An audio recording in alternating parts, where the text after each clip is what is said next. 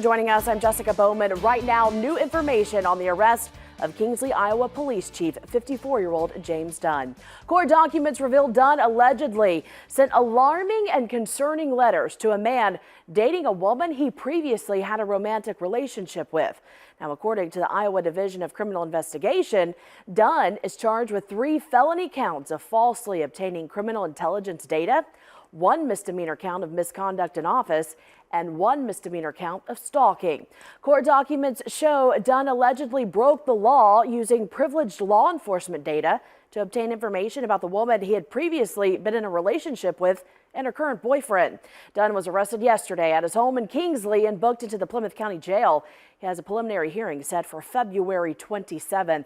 And of course, we will continue to follow along with the latest developments in this case.